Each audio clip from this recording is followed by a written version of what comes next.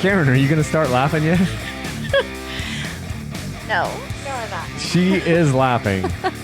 So I wish you guys would have had I wish I would have had a camera here, but she says that she's not going to do the podcast if we start out with a camera. But she was doing the little... Will you do that thing again you just did from High School Musical? The little... What is it? Do it. Go for it. Yes, this is how we get ready for the podcast. We do I've never done that like before. That. Just today. This is the Dirt Bike Channel podcast. I'm your host, Kyle Brothersen, and Karen is my lovely co-host tonight. Woo. We have an evening kind of to ourselves because 50% of the kids are off at grandma's. Well, the other 50 are gone too, so and we're the other all 50 alone. are still out riding their bikes until like 9:26 p.m. So that's what we got going on. So right now we're empty nesters for at least another however long the half hour till the boys get home on their bikes, running the streets with no shirts on. I bought pedal bikes for my youngest son, Case. He got a pedal bike today because he wore out his pedal bike. I was going to wait until his birthday, but he wore out the bloody pedal bike. Not just like the tire popping or whatever.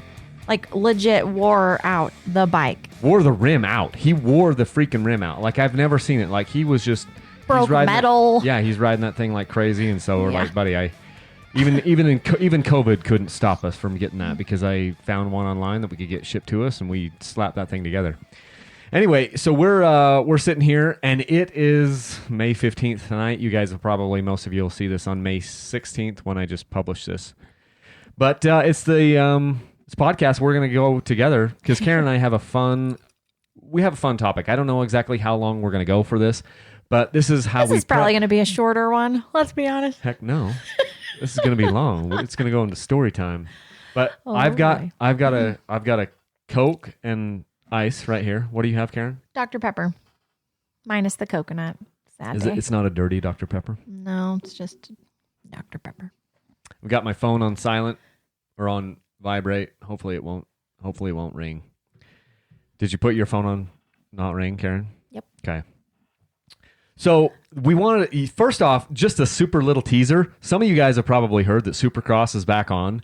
This podcast is not going to be about Supercross, but we did want to tease it just a little bit because we just found out, Karen, that Supercross is now back, and they're coming May 31st to Utah, and they're going to do the last 7 rounds of Supercross in Rice-Eccles Stadium in Utah.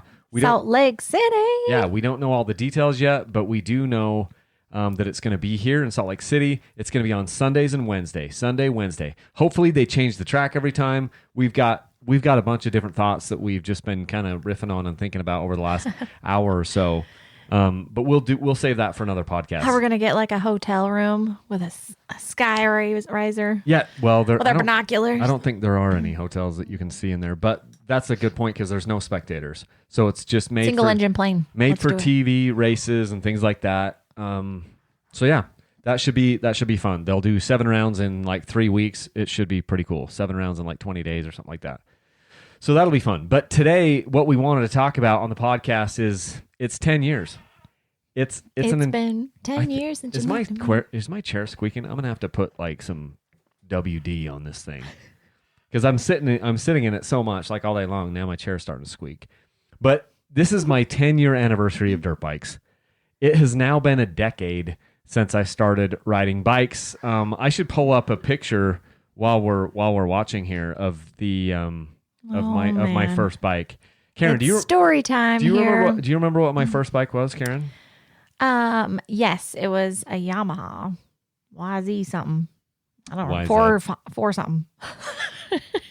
It's funny because I don't even have it's a 4 something and it was blue. When I open up the 2010 year in Lightroom here, I don't even see anything that says about this dirt bike. I know it's in here somewhere, but there's no folder for it. That's how much my life has changed, is I don't have a folder for the freaking dirt bike. Now every dirt bike that I get has its own folder in Lightroom, dedicated to it. But this bike did not have it, so I just have to kind of go through and figure out, look at the whole year. But it happened in May. So I got the dirt bike in May. It was just kind of a little bit on a whim. I'd been thinking about it for a while, getting a bike. I'd always been a 4-wheeler guy. Don't tell anyone, but I'd always kind of been a 4-wheeler guy. And finally, I just decided I'm going to get a dirt bike. And it was just kind of a little bit of a on a whim thing. I talked to a couple of my buddies what to get. See, here it is in the back of that truck right there. So there it is. Oh, that's on a camping trip. It's blue. It is blue. But, I talked to a buddy. He's like, hey, what should I get? I talked to my buddy Scott. Should I get a 2-stroke? Should I get a 4-stroke? And he gave me some really awesome advice. He's like, well, do you want to work on your bike or do you want to ride it? And I'm like, what do you mean? And he's like, well, if you want to work on your bike, get a 4-stroke. If you want to ride it, get a 2-stroke. And I didn't even know what he meant. But I go down to the dealership, the one that I'd, known the most. And they had this leftover YZ 2019 YZ450F. I don't even have a picture of it here. I've only got the picture of it in the back of the truck. Stay focused. Oh, there it is. There it is. Right there it is. Boom. This is good. This is it. good podcasting right here because we're saying like, oh, check this bike out, and here it is. They can't see anything. Here it is in the driveway. Boom. Yes. The YZ450F 2009. This was the last year that this bike was fuel injected. What do you think of that bike, Karen? So amazing. Well, I mean, it looks nice. I don't know about how it rides. Well, it rides like a motocross bike because that's what it is, and it nearly killed me. So, but it's been 10 years, and it's like the anniversary of my riding. And so the first couple of years, it was kind of like I wasn't totally into it. I liked the idea of dirt bikes, but I wasn't sold on it because I wasn't really having like that much fun, right? So, Karen, before we get into like too deep into this, because I want you to tell a story about about the first. In fact, well, maybe actually, why don't we do that right now? Okay. The story time of what it was like when I first got that bike. Because we were laying in bed the other night, and I was like, it's been 10 years. This is the time, May. Early to mid-May in 2010 was when I got my first dirt bike. What do you remember about that? And she remembered some things that I was almost surprised that she knew because I don't want to share. That I could remember? Yeah. Yes. Story time with Karen Brothersen. So, like he said, it was May 2010 and he rolls up in the driveway with this. Did I tell you I was going to get it? Yeah. Yeah. We talked about it. I was pregnant with Case. So, anyway, and he rolls up and he's got this big smile on his face and he's so excited. It's like, this shiny new toy and he's just over the moon. Like, I'm going to do this. I'm going to try something new. And I was just so excited that he was brave enough and in a position financially even to do something like that and to try something new. I was just turning 29 and it was finally at the point where we weren't scraping nickels together. Yeah, for sure. I still financed it though. It still went on like a Yamaha card, like a rolling credit card, like a revolving credit line of credit. It's basically a credit card with Yamaha motor or whatever, and came home with it. And so he had taken all these pictures of it and he was so excited, and I can't remember who or what he did for the first time riding, but I do remember watching him come back home from the ride, and he was so down. The very first time he took it out, he was so frustrated. He's like, maybe I'm, maybe it was a bad purchase. Like he had buyer's remorse, and you could just feel the weight on him. I just paid all this money. I bought this big bike and now I don't like it. $1,500 worth of gear and stuff. Yeah. That stuff adds up for sure. Between the ramp, the boots, the gear, all the helmet, all the goggles, all the extra things that I got that day. It was like maybe $1,300 extra bucks on top of the bike. Yeah, because that was his first time, going into dirt bikes. He had previously been on like the Banshees and four-wheelers and that route. And this was very new for him. And, his good buddy Scott, which I adore Scott, he had just talked about dirt bikes since I have ever met him. And he was so excited about that to share that with Kyle. And so Kyle, trusting his good friend, he's like, okay, I'm going to do this. And then he rides and he's so frustrated. He's like, this sucks. I don't know if I can take it back or if they, have Did I really say that? Yeah, you did. And you were saying like, I wonder what the return policy is. Cause I don't know if this is for me or if there's some kind of exchange I could do. And, we had 4-wheelers at that time, didn't we? Yeah, my mom had given us, she had moved, moved houses or whatever. Yeah. And they couldn't, they had 2 4-wheelers, 2 Yamaha 4-wheelers. So we had taken the 4-wheelers they were like the out utility 4-wheelers, and they just gave them to us. They're like, hey, look, we're not going to be able to use these anymore. So they gave us the 4-wheelers. Which I was excited about because I grew up on 4-wheelers or horses. That was my livelihood of moving. Something had 4 on it. There was either 4 hooves or 4 wheels, never 2. And so I was nervous for him to, try something new. And it seemed like for me, dirt bikes would be more dangerous or, you could get hurt easily or more so than on a 4-wheeler. And since then, we've come full circle and I fully believe that that's not the case. But he did have buyer's remorse and he was so frustrated and I felt bad for him. I just wished I could help him somehow, but I had no way of helping him. So that's my story. Yeah, so she reminded me of this story maybe a week or 10 days ago when we were laying in bed. And I'm like, we ought to do a podcast about this. I can't remember because there were times when I was writing it where I was just so down and I couldn't remember if I would have been in too much shame to admit that or not, because especially... I remember something else. I hope I don't embarrass you, but do I have free will? You can't embarrass me. Okay, good. So I have the editing rights. I could just go through and edit this out if I need to. Good deal. But I won't. So I remember when he first got home and he had this ramp and he was like, how in the heck am I going to get this out of the truck? Oh, I forgot about that. I don't know how to get this down without breaking my leg, or what if my foot slips in the bars or whatever. And it's so heavy and you were like man muscling it. And I was, 7 months pregnant and I couldn't help him try to get the thing out of the truck bed. And I'm like, how do people do it? I'm like, do you ride it out? I don't know. Do you put it just in neutral and go for it? Or, what does that look like? And do you have to turn it around? And he's like, I can't get it out. And he used all of his muscles and I could see in his face, his neck was bulging. He was just muscling it out of there. And for a second, I'm like, do you want me to go get somebody to help you? Hold the other side. One of our maybe next door neighbors. Did we ask one of them to come help you maybe?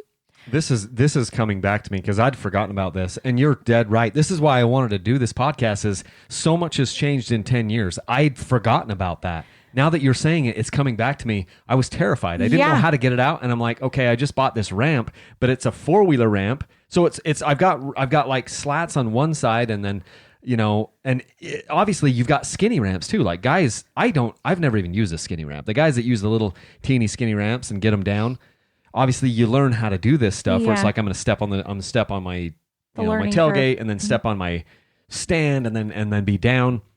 There's a learning curve with everything, but I was terrified. I was like, okay, now I've got it here. How do I get it out? Yeah. I'd forgotten all about that. And then when you were trying to get it back in for the first time. Because I'd never even seen anyone do this.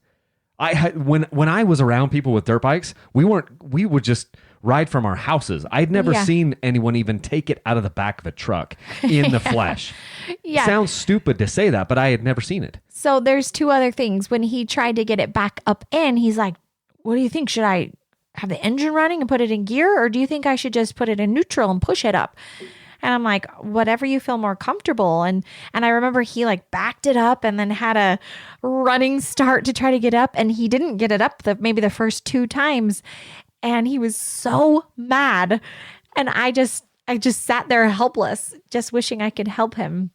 And then the other thing was we went camping pretty soon after we got this dirt bike, and he had it in the back of the truck. And then the worry was, well, how am I going to get it out when I'm, camping or something? And didn't you just back it up to a berm somewhere and try to ride it off of a dirt berm when you had the back of the tailgate down? I've done that before, but the times that I remember doing that, I was comfortable and I was just riding it out. This was at the very beginning when you were like, I don't know how I'm going to get it out of here. I don't know. It sounds Maybe familiar. did you forget the ramp? Maybe I don't know. But it was a struggle. Like yeah, that was it was hard. it was a struggle, and it's incredible how much has changed in 10 years. It's just staggering to think about that.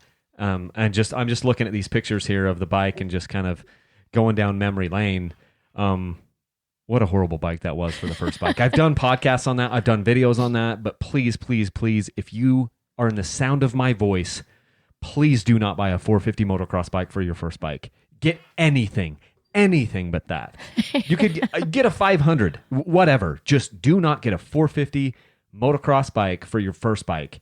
It nearly took the passion out of me, and it was just by the hair of my skinny skin teeth, or whatever they say, that I lived through that bike. It's and the hair on my chinny chin. Hair on my chinny chin chin, and came through and still had, still got through it.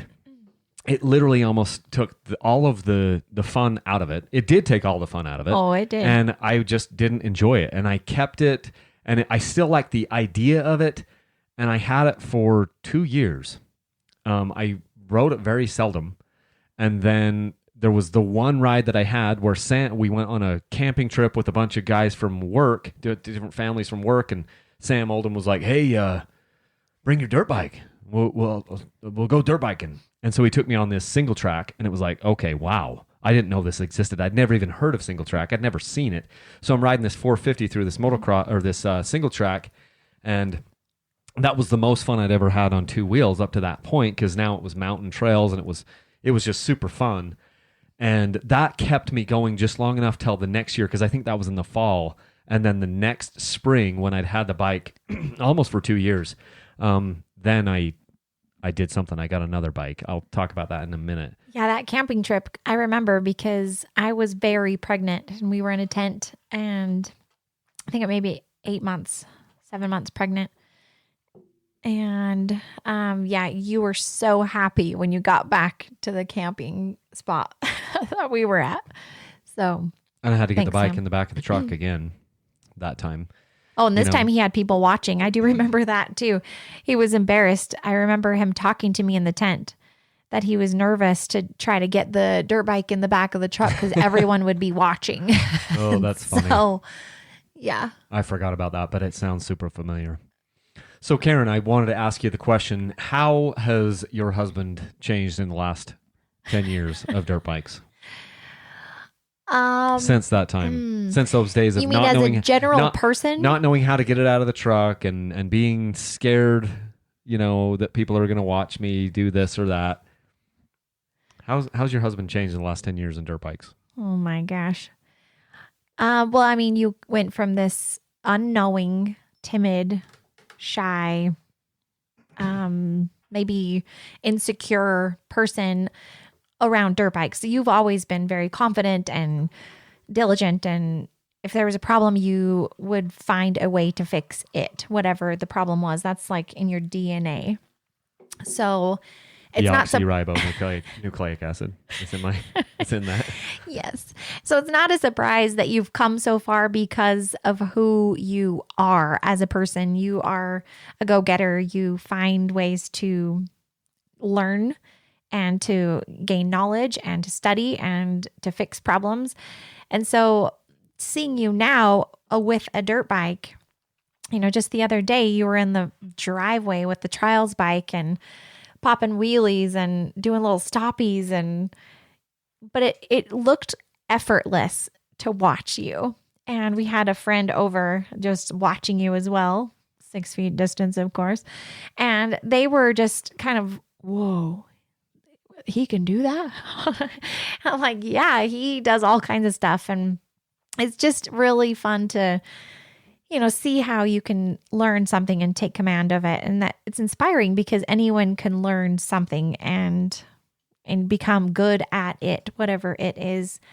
And it's a good reminder. So you have come a long way. And now people are asking your advice all day long, every day of, what should I do about this, or what bike should I get for this person, or, what would be a good fit? What are these aftermarket parts? And all of the questions now come to you, and you answer them with confidence. And if you don't have the right information, you find a way to get the information, and then you get back to people. So it's good. You've come a long way. Thank you for that. One thing I was thinking about is in the early days when I first had that bike, it was so bloody heavy. I was like, how do people move these things around? And it wasn't just because it was the Yamaha 450. All the bikes are somewhere, that I've had are somewhere between 218 and 260 pounds. They're all heavy. They all outweigh me. I only weigh 160, between 160 and 170 pounds, depending on the year.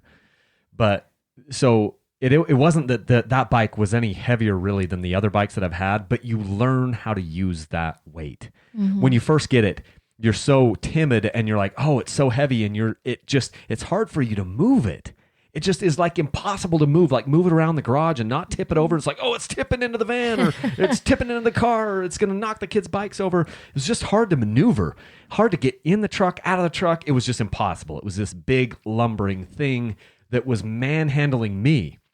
Yeah. And then years down the road, I'm just grabbing onto the fenders and I'm just kind of tipping them around. And I don't know if you've noticed that, but I just move them and I grab it this way and I grab it that way. And I swear they've gotten lighter. The bikes feel like they're half as heavy as they used to be. And it's not because they're this pretty much the same weight within reason. Some of them have gotten lighter, but even like, say, if I've got a bike out here like the Beta that isn't that light, it doesn't feel heavy when I'm maneuvering around. So you get used to like using the bike, and balancing it. You're just better at balancing it. You're not fighting it so much. You just keep it straight up, or you tip it over and you use it to whip it around, like spin it around the block, use the clutch and use the tires and let them spin out. Just all these different things that you learn. And it's staggering because when you first get it, it's so tall. It's so heavy. Awkward and heavy and lumbering. And then 10 years down the road, it's like, oh, I just got to move it. Riding a bike is like as easy as walking. And obviously there are times where it's really hard to ride the bike in some of the places that we're going. But the more that we push our limits and things, Tyler. Oh my gosh. Stop doing that. Tyler. But there's other people too. Garrett. Tyler. Shane, if you're listening. You fetchers that are always and back in the day, Scott. And Scott too. He pushes me in all these different ways. All these people I've ridden with have pushed me in different ways, these fetchers. And I feel obligated to follow them because my pride is too much. But now it's gotten to the point where I'm just like, no, I'm not doing that. Which makes a wife really happy to hear. I'm not going down that. Or on my birthday. It was my birthday recently, and Tyler and Garrett were going to go, to this place that we call something, and and it's these training rides, it's these soft enduro training rides, and they were going to go do it, and the whole week I knew, like, oh, do I really want to do that on my birthday? No, and I could not talk myself into it, and so I just went on my own ride up into the mountains, and I just gave them the double bird. Not really. Oh man. But I was like, I don't want to go through that. I don't want to go. I'm not going to. I don't want to go through the pain of that on my birthday. And so I didn't do it. But the point is you push yourself and things get easier and things get better. And then you start to know your limits, right? But you need to push your limits. Like it's okay. Even up there when I was riding by myself, there was 3 different times I'm like, I see something, I'm going to push my limit on that. No one is around. I'm going to hit that log. I don't know how it's going to react. It's kind of uneven terrain. I'm going to hit that log. And then if I don't do it right, I'm going to hit it again. So I go over it. I didn't get it clean. I spun right around. I hit it the other direction, did it better. And then I did it again, so I hit it 3 times until I'm like, okay, that's good enough. And then in the trail, and I had to kind of go off the trail to get that one, but we won't tell anybody that. I think you just did. Wasn't recording. But then in the trail, I'm going down a hill. There's an off-camber log that I'm like, I'm going to hit that. And it's hard to do a log hop when you're going downhill, because you get so much speed. You know, just like, Oh. and how do you get your front wheel up as you're going downhill? You guys know what I'm talking about. But I just did it. Because your weight's on the I'm front. like, this is what I am practicing for. I'm practicing for when this happens in the trail, unexpected, click down from third gear, go click down to first, and then set up, compress, boom, pop, over the log. That's why I'm out on the trials bike in the backyard a couple times a week, messing around, you know, for 20 minutes at a time, is so that I have the confidence. The point is, it's awesome. You get these things that happen, and 10 years later, I'll still push myself if I'm alone. I just, you know, you kind of dial it back a little bit. If you get out on some of these hard enduro or soft enduro training rides, then we kind of push it a little bit harder. And sometimes you end up just tapping out at the end. You're like, I can't do this. Or you'll walk the bike down this nasty ridge section, which I did one of the times recently, you know? And so, yeah, but it's fun to hear about some of those things and think about how far things have come in the last 10 years. So the other thing I wanted to ask you, Karen, is how has it changed? How has our family dynamic changed over the last decade? Our family dynamic? With the lens of dirt biking. Oh my gosh. Okay, so I would say probably 90% of our conversations have to do with something dirt bike related. And I've thrown about, 7 dirt bike parties for the boys through the years for their birthdays. And that's all they want to do is dirt bike. When we go camping now, it's dirt biking, which is great. There's no complaint. It's different, right? We used to just 4-wheeler go on hikes. And that was... We still go on hikes. We go boating. We go to Lake Powell, you know? Yeah, Lake Powell is still the same, except for our conversations, because it always comes back to dirt bikes. It's like the boys are like, I wish I could ride my dirt bike right through here. Yes, exactly. We're on a hike on a cliff at Lake Powell, and they're like, oh, sweet spot, Dad. I don't even want to jump that, or let's go on a dirt bike right up here. And I'm like, no, we are here on a boat in the water. Dirt bikes don't like the water. So yeah, our lives have completely changed in the last 10 years. Not where I thought we were going. You know, when we first got married, Kyle was in aviation school and I thought I was going to be a pilot's wife. And, you know, that was where our direction and trajectory was headed. And now it's a 180 from there and just definitely on the ground, not in the air. Hey, some of us in the air. Oh, man. Hopefully not too much. I get in the air. I'm flying low. I'm still flying low. See, that's the thing about flying airplanes. What I learned in my flight training is the higher you get, the more boring it is. All of the fun flying is right down on the deck. Oh, and my gosh. since general aviation can't really do that, and commercial aviation can't do it at all, you know, the only way you can get low on the deck is if you're in the military flying like Blackhawks or Apaches. Like everything else is going to be boring. Obviously, if you're flying a jet, that'd be fun, but. You know, not many. Which we did see at Lake Powell one time. Oh yeah, that was so. But flying low on dirt bikes, that's funner. I shouldn't use that word. That's more fun. You guys, that's more fun. So yeah, I mean, it's changed. It's changed a lot. It's changed what we talk about. It's changed our family dynamic. The interest of the children. Yeah, all except for Kaylee. It hasn't really. Our 14-year-old daughter, she hasn't gotten into it. And part of it is just because she likes it. But she likes to ride her CRF 125F like once a year, maybe twice. She would do more, I think. But the boys have gotten so much better than her, and she's the oldest, and so it's like her little brothers are ripping past her when we go camping or something, and that would be hard for a girl or a boy to have your younger siblings just annihilating you at something, and then. You know, you've got to put some effort in to get as good as they are. And she doesn't prioritize that because, you know, she likes to do a myriad of things. And that's just one of the things she likes to do. So, yeah. But it has changed everything, you know, even our home decor. Sometimes I'm like, we have a dirt bike in the kitchen occasionally or, you know. Not very often. Oh, they've seen videos maybe. Yeah, but once or twice a year Shirts, is not a big deal. hats, all of water bottles, everything that we have in our house has something dirt bike-y on it. So, what about vacations? Because we've done vacations just to go watch dirt bikes. Yes. And most of those have been my idea, for the record. Dun, dun, dun. So it's changed me too. I love Supercross. I am a nerd. I love it. If you just met me on the street, you'd never know that I was a massive Supercross fan. I can tell you like 40 riders and their numbers and where they're from and what their life story is and, what they're riding and what their wives are. And yeah, what their kids a few of them. are. Yes, for sure. What their wives' names are. And yeah, but I don't know. It's definitely changed our whole everything here at the Brothersen home. But that's my answer, Kyle. Yeah, so it's changed a lot of things. It's changed a lot of things for me. I mean, if you would have asked me 10 years ago, if you would have said, hey, Kyle, do you think you'd start a YouTube channel that would have 200,000 subscribers and you'd have a podcast that has thousands of downloads every time you release a podcast and you will make a living doing it?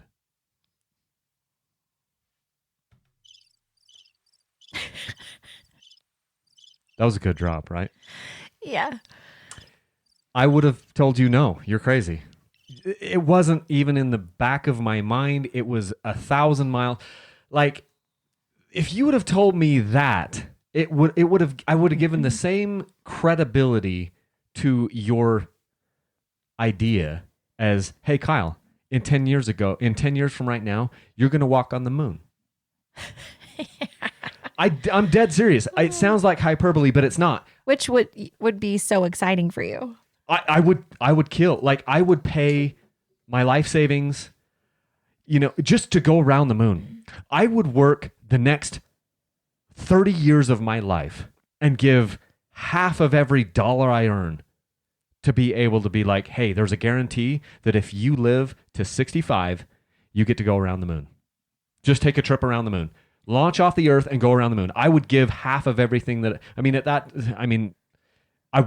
crazy. Like, I'd love to do that. But if you told me I was going to be able to like support my family off of dirt bikes, I'm looking at this 2009 YFZ or YZ450F. And you said, hey, you can't get out of the truck. Yeah, that I can't get out of the bloody truck. If you would have told me like, hey, 10 years from now, this will be your sole source of income and you'll be doing fine. You're not like rolling in the dough and you're not becoming a millionaire overnight or anything like that, but you're supporting your family on it. You're paying your mortgage. You're paying insurance. You're buying anywhere from 2 to 5 bikes a year and reviewing them as a full-time gig and parts and things. And you have parts links with Rocky Mountain ATV and you have all these different income streams on top of themselves. And oh, by the way, you're going to give away 2 to 5 dirt bikes a year. Just give them away to people. Yeah. I would have said, yeah, and I'm going to go fly around the moon as well. Yeah. It literally would have sounded the exact same way. So here's why I wanted to do this podcast. I have no idea what's going to happen in the next decade. You have no idea what's going to happen in your life. I have no idea what's going to happen in my life. You're going to have tough times. You're going to have bliss. You're going to cry and you're going to laugh. And we all are. No one knows what tomorrow brings. No one knows what 10 years is going to bring. But if you just keep putting one foot in front of the other and you just keep working towards a goal, they don't have to be massive goals. I didn't set out a goal in the beginning and be like, I want to have Dirt Bike Channel be my full-time gig. No, that wasn't what it was. I was just putting out videos. I put out some family videos, and then I put out, I like riding, and I'm gonna put out this video, and I got shooting video. I got a 300 XCW in 2012, which changed my life. It literally changed everything. The only reason we're having this conversation right now, and that you're listening to this podcast, is because I bought a KTM in 2012. It changed everything about riding. You get the right tool in your hand, and it's unbelievable what you can do with it. And still, I've only scratched the surface of what a KTM 300 can do. I'm never going to max it out. But the point is, you got the right tool in my hand, and it changed everything. And we have no idea what is going to happen to any of us in 10 years. We don't know if we're going to be alive in 10 years. We don't know if we're going to be millionaires in 10 years. We don't know if we're going to be broke. And I'm speaking we collectively as all of you listening. But here's what I do know. If you make little goals, bite-sized goals, and you keep doing them, you keep working at it, it's unbelievable what you can accomplish. The first time I put up a video on YouTube, it was like, oh, look, that got like 50 views. And then it was like, oh, I'm looking, I'm like, wait, I kind of fumbled my way through the YouTube ad revenue thing, and I'm like, oh, look, I made like $12 that month. And I'm like, wow, that was sweet. And then the next month I made like 20.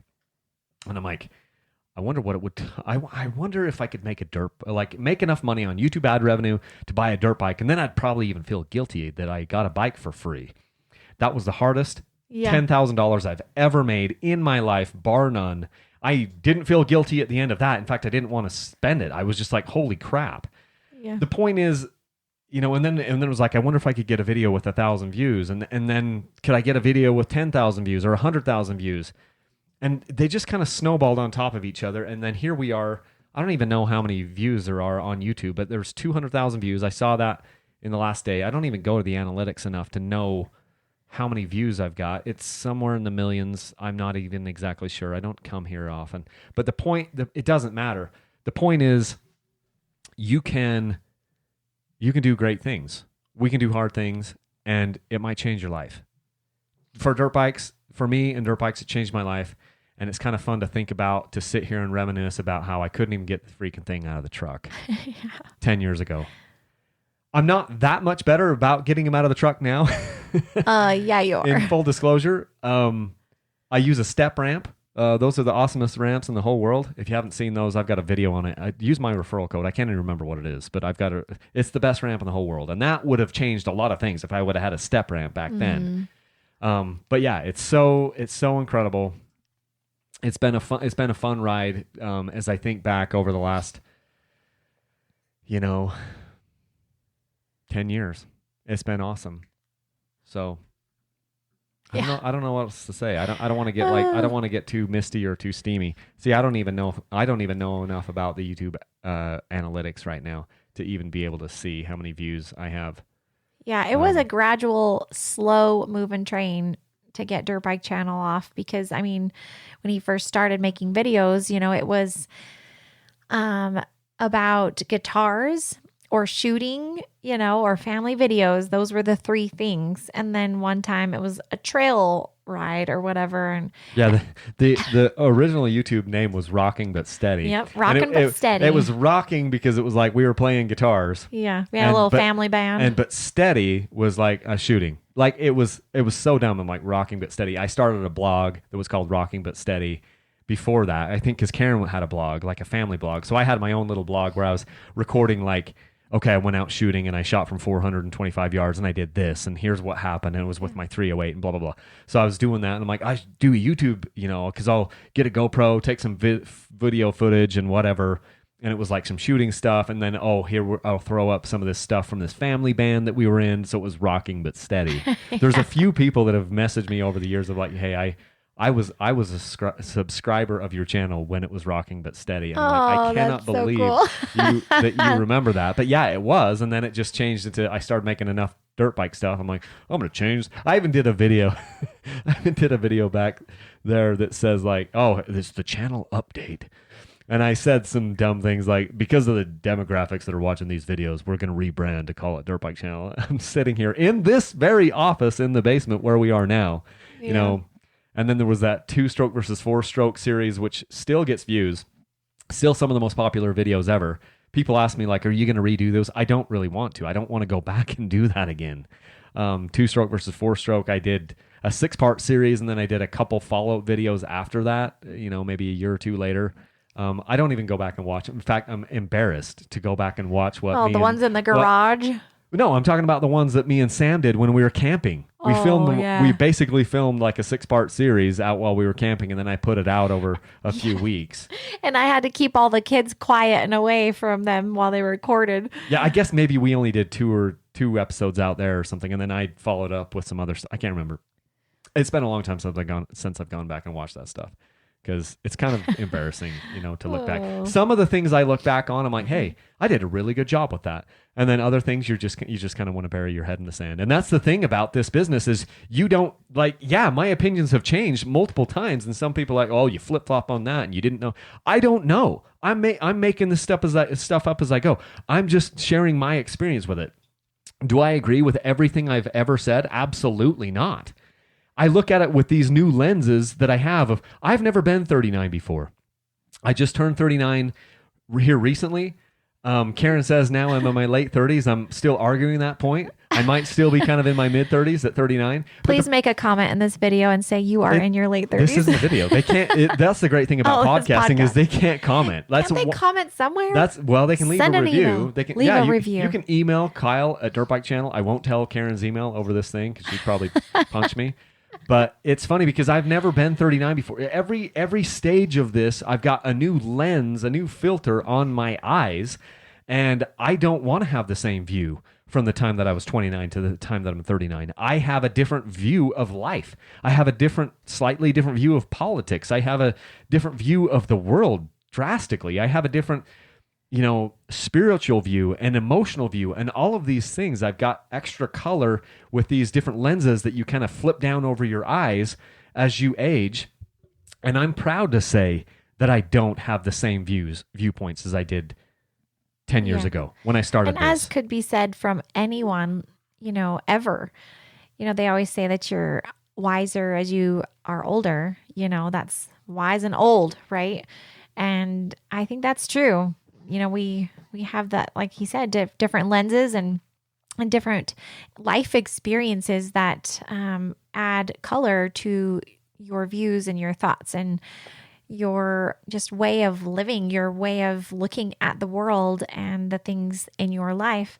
And the more things that we experience, the more that we're able to see or to have empathy or, to just live and live with, grace and understanding. And I don't know, I've loved watching Dirt Bike Channel evolve, and I've had a front row view of it from the days when it was in the garage and to now it's in, the little dirt bike shop that we've got in the yard. And I don't know, I've loved watching it all change and all become more, full and complete. And I'm really proud of you in the last 10 years for what you've been able to accomplish. 200 subscribers.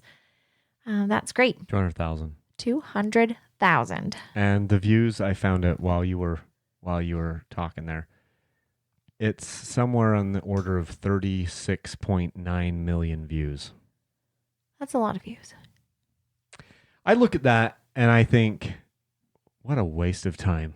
People have wasted their time 36 million times. They tell you somewhere in here how many years it was. But it's been fun.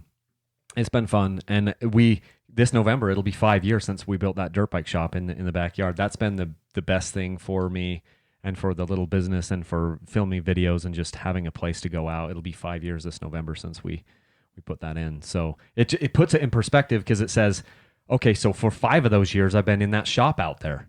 Yeah. And 5 of the 10, half of the time, I have no idea where I'm going to be in 10 years.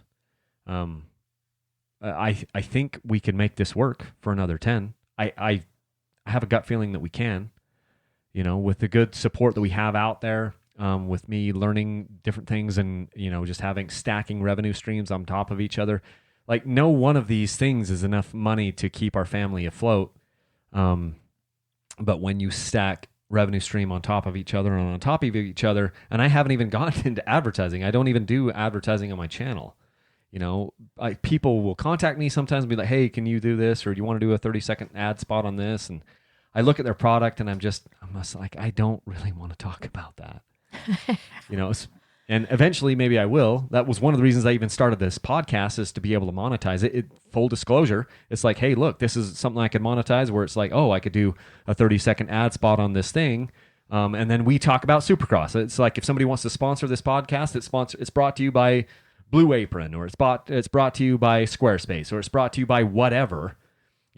and then we talk about whatever we talk about on the podcast. And that's one of the reasons why I started this. And I wish I would have started it a couple years earlier, because I'm always thinking about, how can I give valuable content to the listeners or to the viewers, but also be able to monetize that in a way that doesn't seem shady. It's a real way to monetize it, where people get value. The companies who want to sponsor or whatever get their value. The people who came to get information or to get entertainment or enlightenment or whatever it was, they got the value they want. I'm always trying to figure out how to do that, but I don't want to change anything too fast. I don't want to change anything fast. I have some people that, will email me like, "Oh, I remember the days when it wasn't all about money." If they email me, I'll email them back and I'll say, "Hey, can we get on the phone and chat?" And I'll just be like, "So tell me more about this. Like, tell me what your concerns are." And I'm like, "I'm not here to argue with you at all. I want to hear your viewpoint. Tell me why you think that it's changed. Can you give me some specific examples?" Usually they can't. Usually they're just, what it is in a lot of cases, it comes across like it's just a little bit of jealousy. They're just like, "I'm jealous that I can't do this." But I'm like, no. If you think I'm doing something that is unethical, or you think that I've changed somehow, tell me what it is, because I don't want that to be the feeling. I don't want that to be how it comes across. That is certainly not my intention. My intention is the exact opposite. I want it to feel natural. I want it to feel informative in some place that you can trust. That's what it's always been. It's always been about trust, especially in my journey in the last year. It's been all about honesty. Just me getting blatantly honest with myself, with my wife, with my family, with my friends, being transparent and honest. I was always doing that in my business life, but I wasn't always doing that in my personal life. Like when I worked for DigiCert or any of the other companies I worked for, I was dead honest in those things, because it's like, look, if you get caught being dishonest, you're going to get fired. But in your personal life, sometimes it's a little bit more tricky. You're like, "Oh, nobody's going to know this. I could do this here. Nobody's going to find out." And you get into some slippery slopes. I've revamped my life where everything's about honesty, and it's been really fun. It's been nice to hear you, have someone say, "Hey, will you review this product for me? I own this company." And, they offer to send it to you, and you oftentimes say, "No, don't send it to me. I'll buy it full cost. Just give me the information of your website, and then I'll do a review on it." So that way you can stay honest and authentic and tell your real opinion. And I really admire that, because a lot of people would say, "Oh, free product. Yeah, sure. I'll take it." And then you have to feel that pressure to give a good review, even if your heart doesn't say, "Oh, I really love that. There's this problem or that problem with that product." But Kyle, he's got this really neat system going where he can, take anything, whether it be a bike or a part or an aftermarket something, and he will review it.